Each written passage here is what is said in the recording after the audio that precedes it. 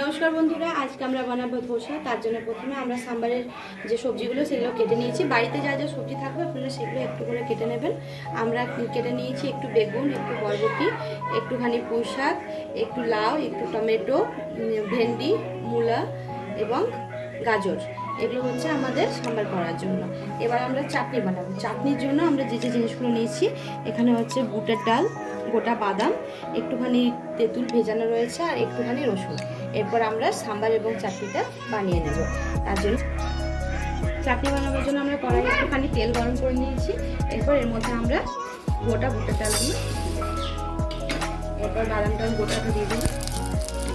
এরপর এটাকে একটু হালকা করে আমরা ভেজে নেব। আমাদের বুটের ডাল এবং বাদামগুলো ভাজা হয়ে গেছে। এরপর এর মধ্যে আমরা লঙ্কা এবং একটুখানি রসুন দেবো। রসুনগুলো কেটে নিয়েছি,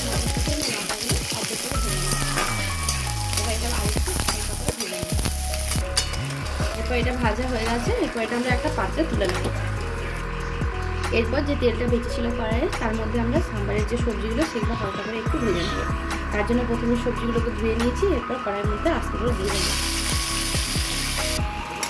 সবজিগুলো সব কড়াইয়ের মধ্যে দিয়ে দিয়েছি। এরপর এটাকে আস্তে করে নাড়িয়ে নিয়ে একটু হালকা ভেজে নিতে হবে। সবজিগুলো হালকা ভাজা হয়ে গেছে। এরপর এর মধ্যে আমরা একটুখানি হলুদ দিয়ে দেবো। এরপর হলুদের পরে আমরা একটুখানি লবণ দিয়ে দেবো। এরপর বাজারে সহজেই কিনতে পাওয়া যে সাম্বার মশলা, সেটা আমরা একটুখানি দিয়ে দেবো। এবার একটুখানি হালকা করে এটাকে নাড়িয়ে নেব।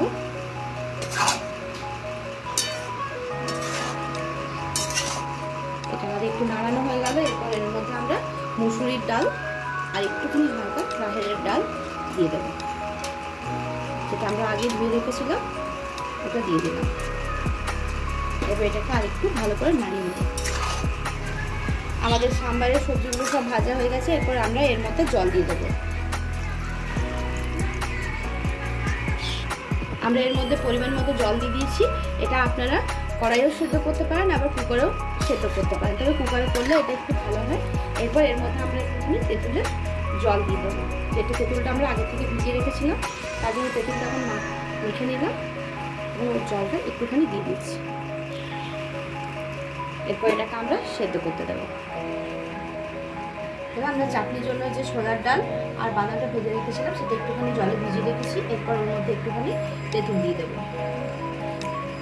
তেঁতুলটা দিয়ে নিয়ে এরপর ওর মধ্যে একটু লবণ দিয়ে দেবো। এরপর এটা আমরা ভালো করে মিশিয়ে নেব।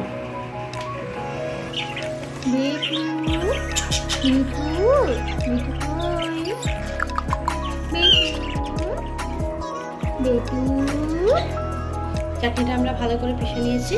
এরপর এটা এখন আমরা ঢাকা দিয়ে রেখে দেবো। এরপর ধোসার জন্য হচ্ছে পুরটা বানানো হয় আলু, তার জন্য আমরা কিছুটা এখানে আলু সিদ্ধ করে নিয়েছি। এরপর আলুর খোসাটা ছাড়িয়ে নিয়ে আলুটাকে ভালো করে মেখে নেব। এরপর আমরা আলুর মশলাটা বানিয়ে নেবো। তার জন্য প্রথমে কড়াই একটু তেল গরম করে একটু কুচনো পেঁয়াজ এবং কুচনো রসুন দিয়েছি। এরপর এটা হালকা করে একটু ভেজে নেব। পেঁয়াজ ভাজার সময় যদি আপনারা একটু হালকা নুন দিয়ে দেন, তাহলে পেঁয়াজটা একটু জলদি ভাজি যায়, তাই আমরা একটুখানি নুন দিয়ে দিলাম। আমাদের পেঁয়াজটা হালকা ভাজা ভাজা হয়ে গেছে। এরপর এর মধ্যে আমরা সেদ্ধ আলুটা দিয়ে দেব।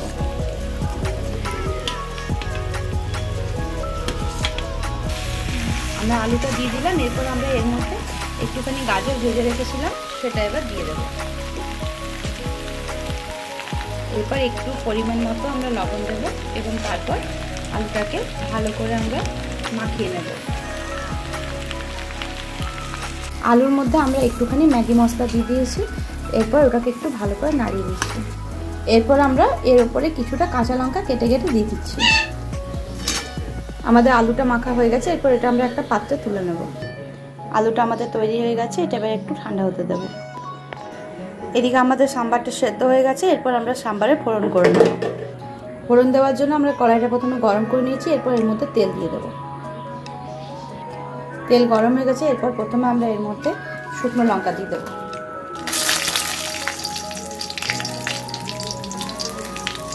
এরপর একটুখানি সরষে এবং পাঁচফোড়ন দেবো।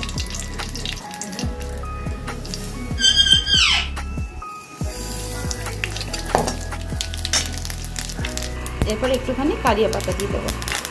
এরপর এই ফোড়নটা আমরা একটুখানি সাম্বারের মধ্যে এবং একটুখানি চাটনির মধ্যে দিয়ে দেবো। এরপর ফোড়নটা আমরা সাম্বারের মধ্যে দিয়ে দিচ্ছি। কিছুটা ফোড়ন চাটনির মধ্যেও আমরা দিয়ে দিচ্ছি।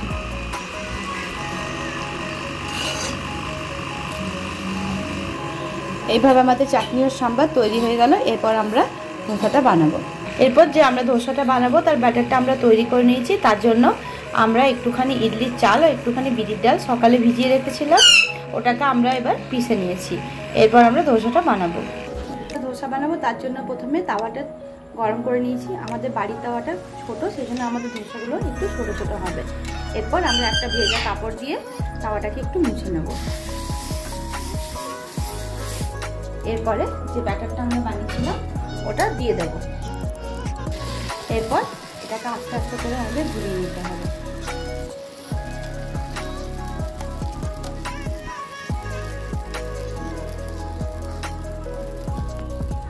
এরপর এর মধ্যে একটুখানি আমরা তেল দিয়ে দেবো। এটার জন্য আমরা একটু সাদা তেল ব্যবহার করেছি। এরপর আমরা এর মধ্যে আলুর পুরটা দিয়ে দেবো।